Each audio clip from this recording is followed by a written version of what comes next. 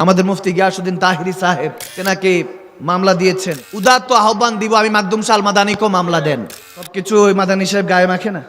ইসকনের ব্যাপারে সবাই বলেছে, আমি বলি নাই। আমাদের এই উজুগে বাঙালির জন্য আমরা বিপদে আছি, বুঝে শুনে স্টেপ নিতে হবে।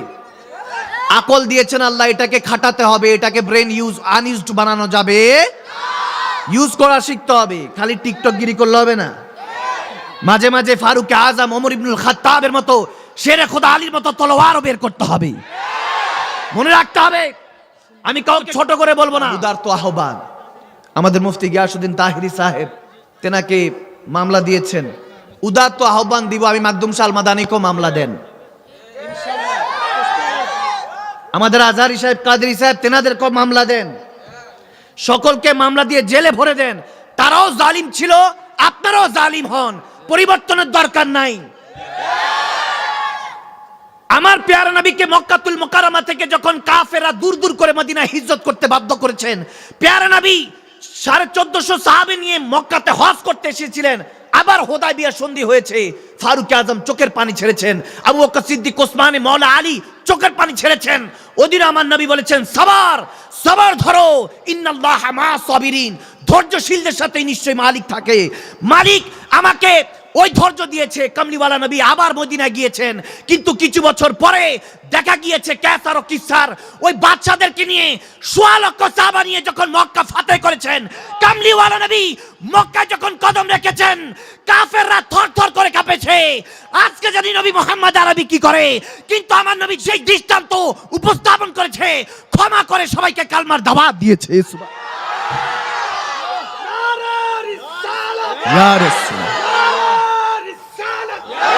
দেশ সংস্কার করার আগে নিজেকে সংস্কার করতে হবে,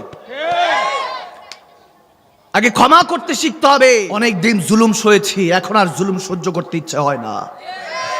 আমরা তো ভাবছিলাম যে নতুন একটা জেনারেশন হবে, নতুন ভাবে মানুষ চিন্তা করা শিখবে, যেহেতু নিজেরা অনেক কষ্ট করে।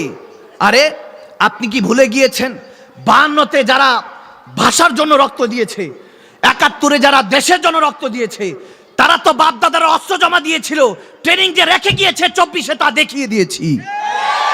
তো যেহেতু 24-এ দেখিয়েছি, সেহেতু আমাদের এই যেটা আমরা অর্জন করেছি সেটা তো ধরে রাখতে হবে। ক্ষমা করতে শিখুন। কেন মামলা করব, কেন এটা করব সেটা করব, আমরা সুন্দর করে ওয়াতাসিমু বিহাবলিল্লাহি জামিআ ওয়ালা তাফারাকু, আমরা বিশৃঙ্খলা করব না, আমরা কোনো জেল বেলের কথা বলবো না।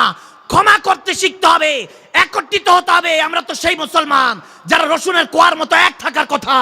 আমরা তো সেই মুসলমান যারা একটা খেজুর খেয়ে ওহুদের ময়দানে 3 দিন যুদ্ধ করেছি। আমরা তো সেই মুসলমান যারা বদরের ময়দানে 313 জন নিরস্ত্র যুদ্ধ করেছি। মুসলমান একমাত্র আল্লাহকে ভয় করে, আর কাউকে তোয়াজ করে চলে না।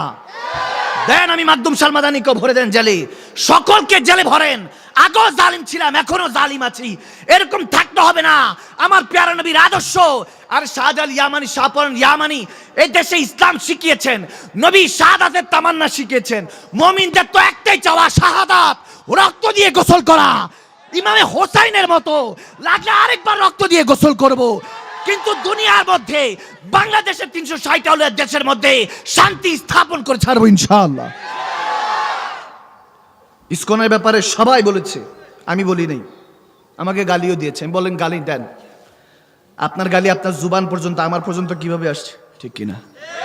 সবকিছু ওই মাদানি সাহেব গায়ে মাখে না। সজীবতা ও স্নিগ্ধতায় নিজেকে ডুবিয়ে রাখুন সব সময় ইব্রুনের প্রিমিয়াম এবং কোয়ালিটিফুল আতরের সাথে। অর্ডার করতে এখনই ভিজিট করুন www.ibrun.com।